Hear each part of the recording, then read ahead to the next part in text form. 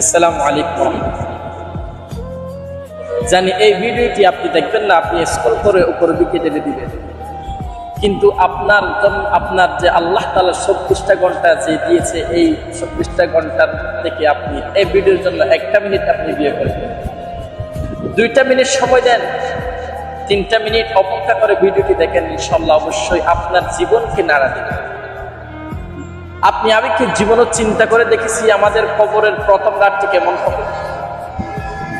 আমরা কি জীবনও চিন্তা করে দেখেছি আমাদের কবরের প্রশ্নটি কেমন হতে পারে?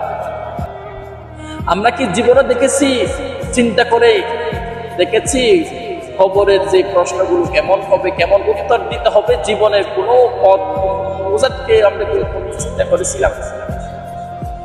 না, কোনোদিন চিন্তা করি না।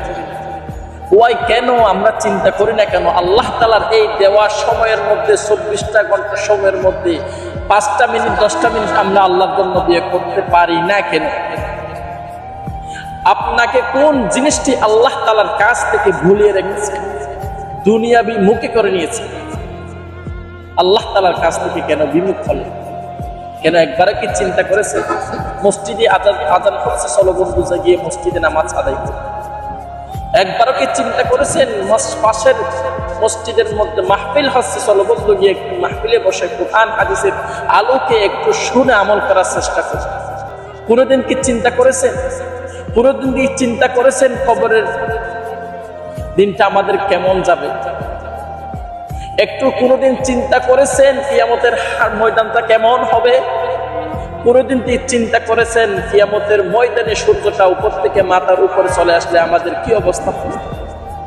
আমরা এই দুনিয়ার মধ্যে 42 ডিগ্রি তাপমাত্রা আমরা সহ্য করতে পারি না, এসিও আমাদের হয় না, পুকুরের মধ্যে ডুব দিলেও হয় না।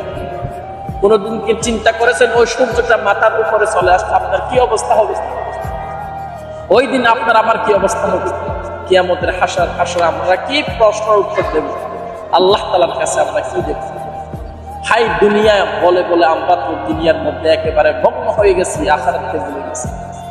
করতেছি চাকরি ঠিক সময়, করতেছি ঠিক সময় ভালোবাসা, হাই হাই রে দুনিয়া, আজকে আমরা কোন জগতে আছি? কোন জিনিসটাই আল্লাহ তাআলা আপনাকে আমাকে ভুলিয়ে রেখেছে? কোনদিন চিন্তা করে দেখেছে?